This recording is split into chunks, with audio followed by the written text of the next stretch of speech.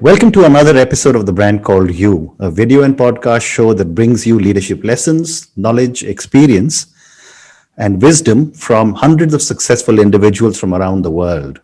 Today, it is my unique privilege and honor to welcome UAE's first female director and producer, Naila Al Khaja, to the show. Naila, welcome to the show.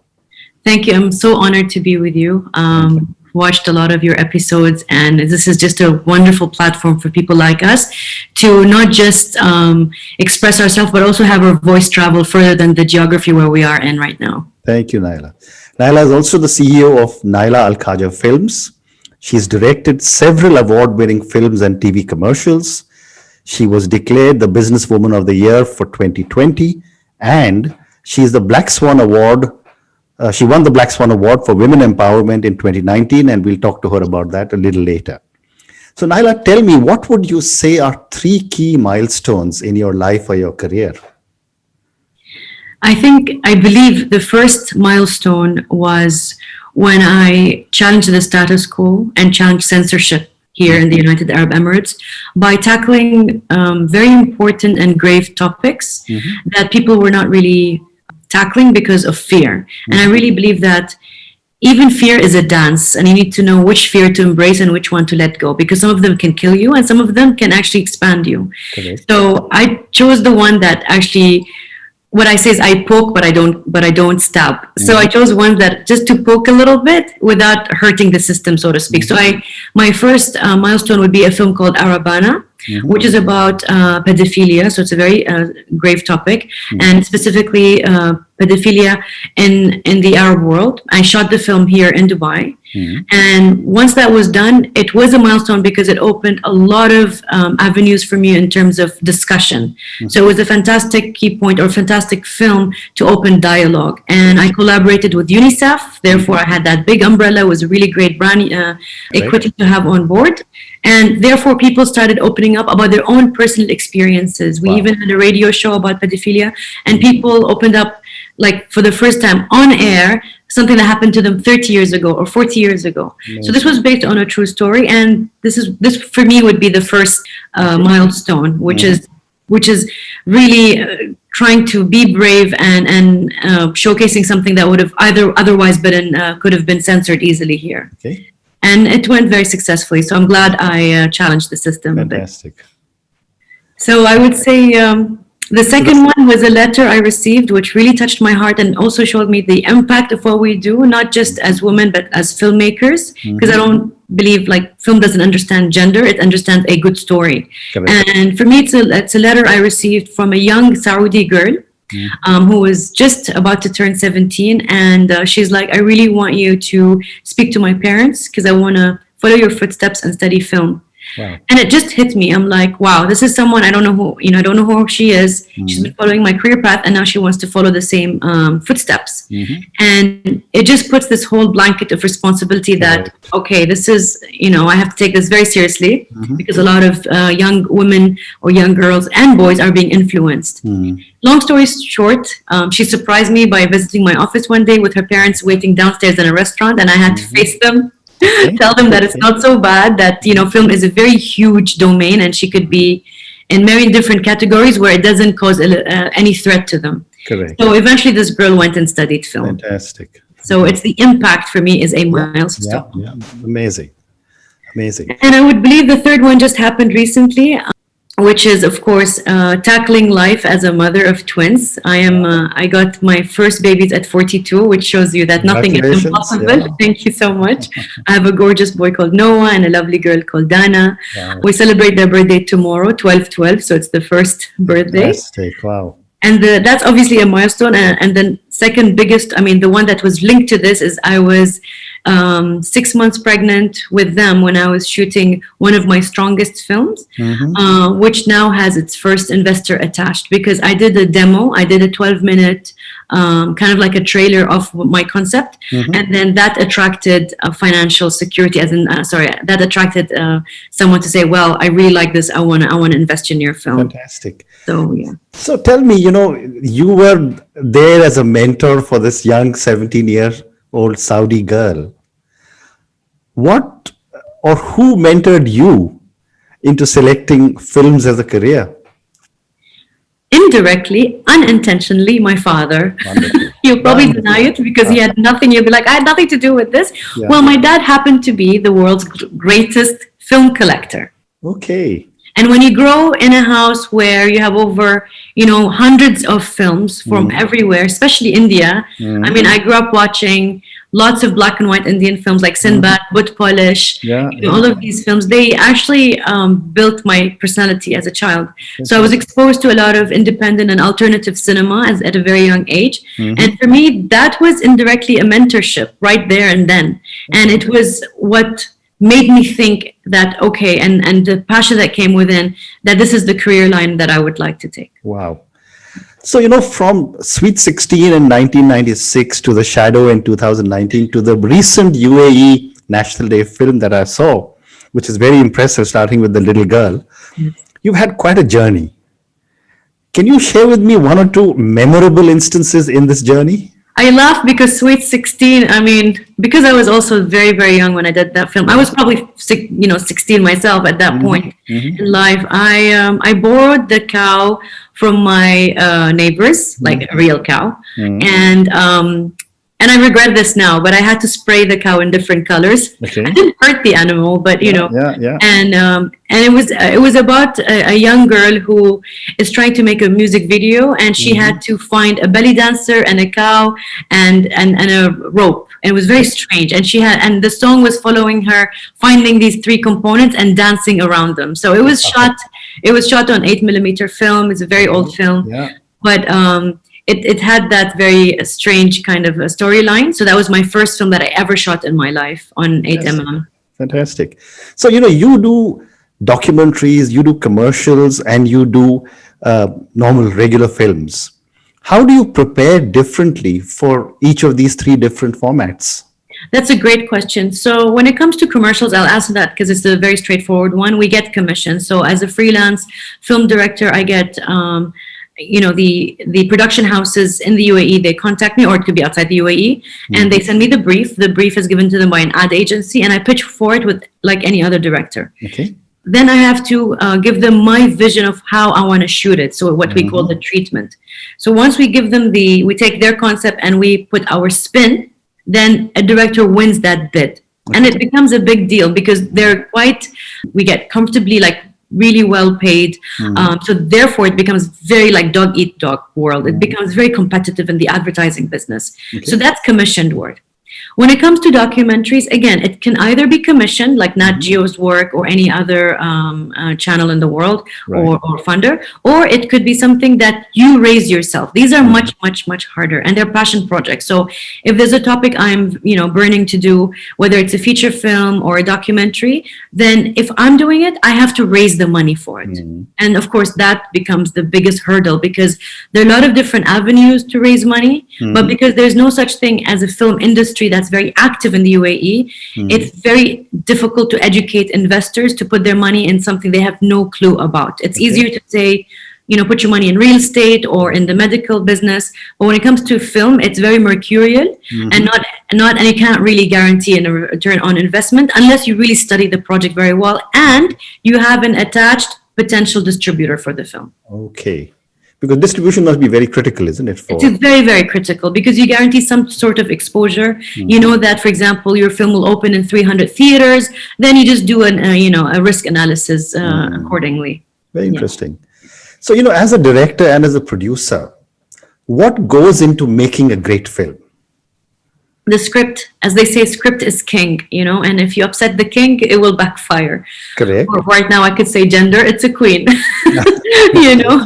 Okay. So the script is everything. It is the heart and soul of the story, of course. Then comes everything else. Then everything needs to fall into place to create that magic called film. And for me is that people rush into the script phase, and that's a big faux pas because once you have a strong foundation, you can build on top of it, pillar by pillar. So then, of course, comes the talented director, a producer who understands to package. And people don't know the difference between producer and director. Producer can also find the script, hire the director, package the entire team, and see the project. Even once the director is gone, the producer is still pushing, marketing, spreading the word, Correct. Absolutely. So one more question on cinema before I move to another part. Cinema globally has the power to influence society, and cinema also mirrors the stage society is in. Absolutely. What are your thoughts on this? And this is why I call it it's a marketing giant, really. I mean, we would probably have I have a glimpse of how Brazil might feel like, or New York, through films. It's a window to the world on how other cultures live. Correct. It melts down stereotypes. It really breaks them down. It changes the way we think or how we feel about a certain people. I have my own personal experience when I did a film called Unveiling Dubai. So this only happened when a German colleague of mine, sorry, a classmate of mine, actually, when I was studying in Toronto, said to me, I can't believe you guys have buildings and microwaves. He really thought we live in this desert with tents. And I mean, this was 20 years ago, so I don't blame him, right? So the challenge was, I flew him to Dubai. I shot this documentary with him through his perspective and mine. And it was just one film. He was able to bring his entire family next year to my country. And it was the power of that film that changed their minds. So imagine if this one film was in every cinema in the world. So it has a massive impact for sure. Absolutely. Maybe not one film, but for sure one film at a time.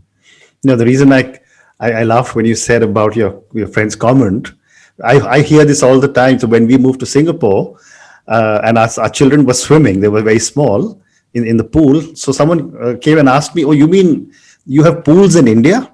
Oh, wow. So my wife said, "No, we have a pond outside our house, and that's where they swim." Yeah. So it's perceptions, It's absolutely perception, Absolutely. correct. So Naila, tell me, when you are standing behind your camera, when you're leading your crew, what are some of the core values that you believe in? I really, really believe in empathy. I think that's missing somehow. I don't think we should exercise our muscles on set, so to speak. I think even speaking quietly and gently can make people do what you want. Actually, it's more effective, believe it or not. Very seldom would I lose it, so to speak. Okay.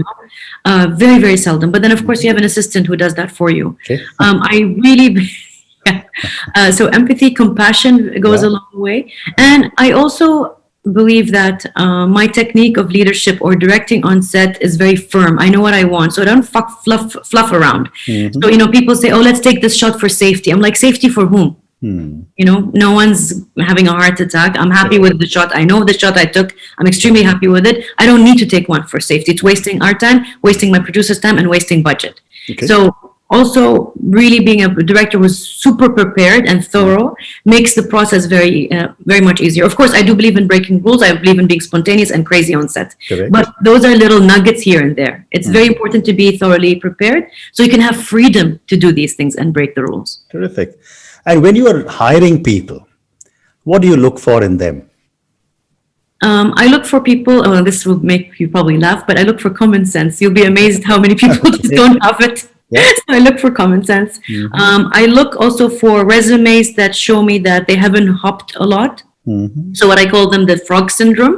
I avoid these. So if I see someone doing like 6 months, then another 6 months, then 1 year, then there's something just not right. I don't mind it if they're young and they're experimenting, but after a certain point, you can't have a 10-year resume with all these jumping techniques. So that doesn't work for me. That's a big no-no, big red flag that I look out for. So if you're hiring, watch out for that. Okay. So one more question before I move to another section. This world is now, being run or will be run by millennials and Gen Zs, and they have a very, very different mind. I mean, you're not too far away from a Gen Z yourself. Yes. Or not Gen Z, but a Probably. millennial. Yeah. Millennial. I'm going to be 43 soon, so. So not far from a millennial. I'm 64. So tell me, how, in your perception, are millennials changing the film business or expectations from the film business? Oh, completely. It's flipping the whole business on its face because there's a whole democratization of content. And by that, I mean digital content. When Kodak kind of drew the curtains closed and we knew that we're not shooting on film anymore, the digital medium came and changed the whole face of our industry. It means every person can make a film now. We're all empowered to express ourselves, whether it's on TikTok or social media, all the different platforms of social media. People are now really speeding up the process of filmmaking. That doesn't mean they're going to make quality content. Correct. It only means that everyone's able to express themselves, and it just becomes harder for everyone to stand out. It's a good thing because everyone can create content, but there's a lot of stones to kind of scavenge through to find your gems here and there. It becomes just a harder process. They're also changing it in a way where they're challenging what's very comfortable for me. I mean, now that I'm a mother, I'm like, wow, if my children do this, I don't know how I'm going to behave. Although I thought of myself as an open-minded individual, but the type of content that's being made has also challenged how comfortable I am with the content. I also sometimes think that's a bit extreme, that's a bit too much, but they're very comfortable with it. It just shows you how we are now in the older generation. It's not right or wrong, it's just a different mindset. Yeah. Okay.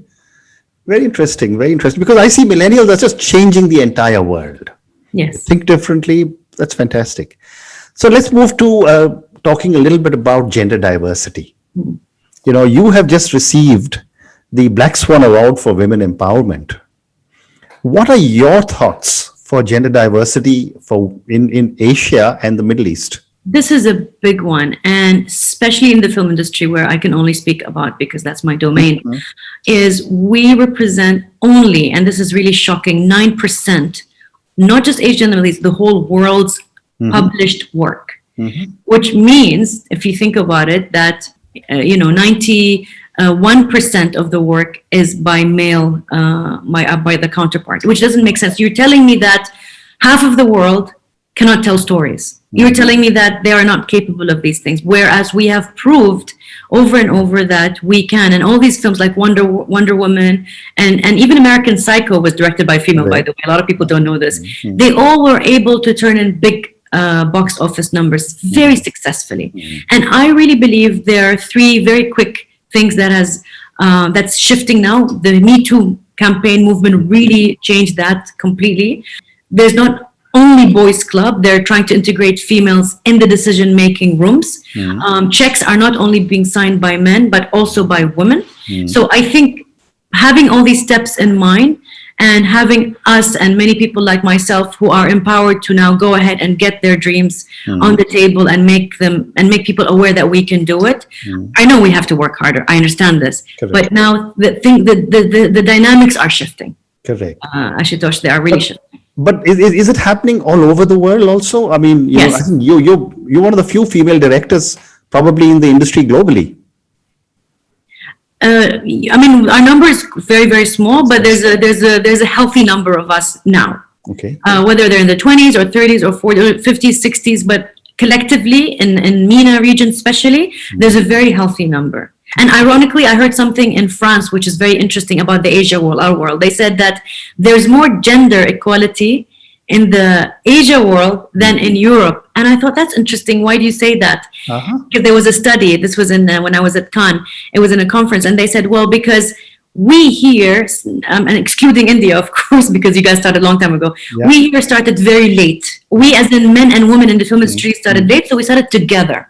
So there wasn't that disparity. Whereas in the West, the boys' club was cemented so deeply 70 years before women kicked in the late 60s and early 70s in the editor's room. Wow. So I thought that was very, very interesting. So maybe we will be an example, Asia could be an example to the rest of the world where we'll have more female directors, which would be amazing. Published work. I mean, by produced work, yes. Yeah, very interesting. So now let me move to a few questions for you personally. Naila, so well recognized, so successful, achieved so much more to achieve.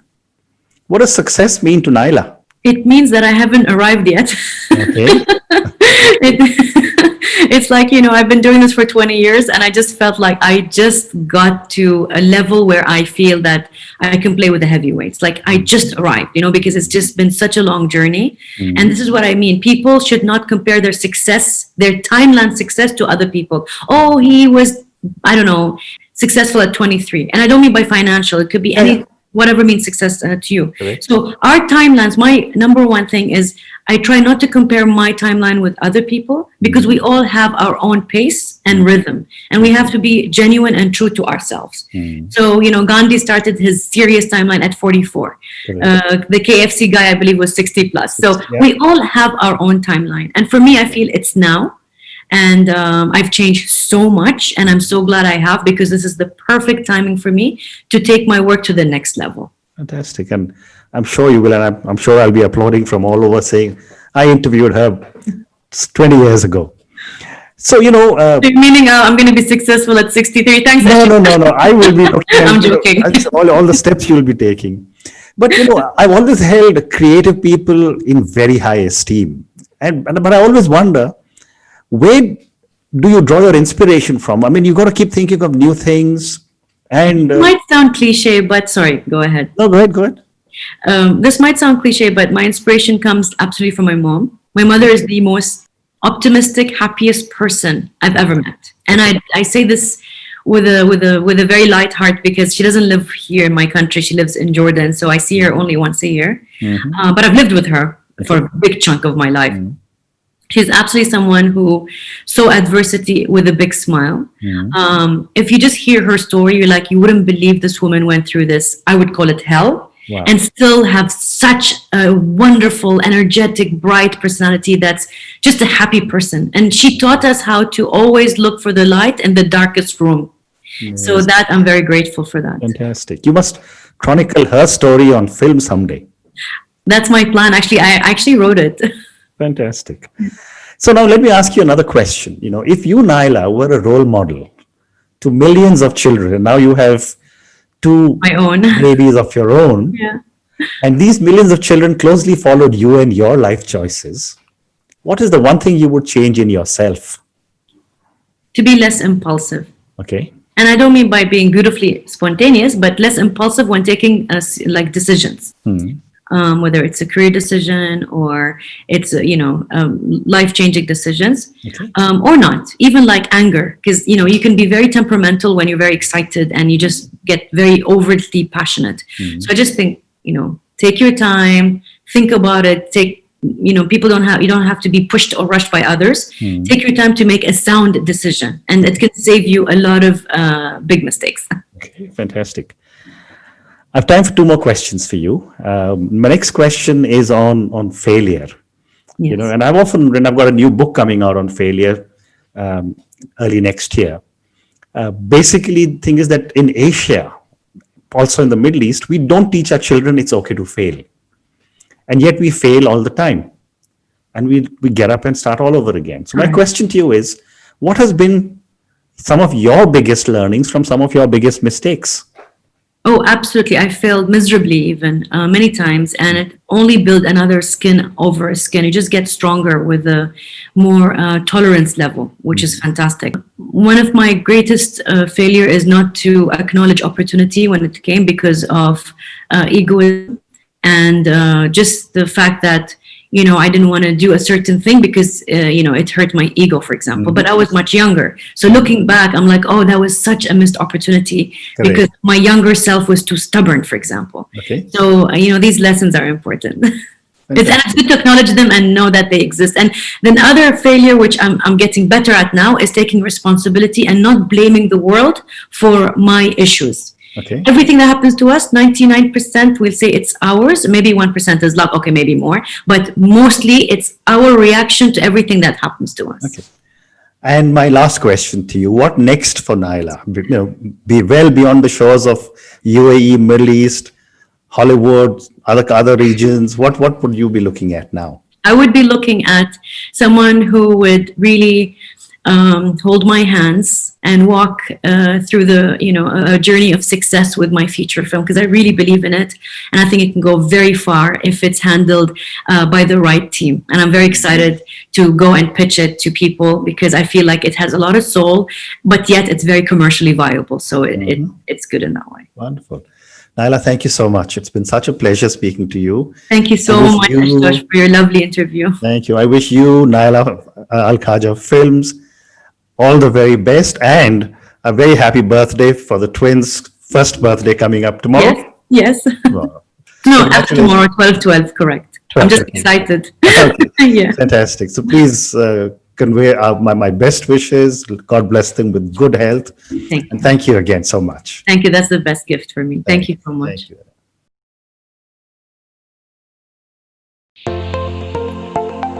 Thank you for listening to the Brand Called You videocast and podcast, a platform that brings you knowledge, experience, and wisdom of hundreds of successful individuals from around the world. Do visit our website www.tbcy.in to watch and listen to the stories of many more individuals. You can also follow us on YouTube, Facebook, Instagram, and Twitter. Just search for the Brand Called You.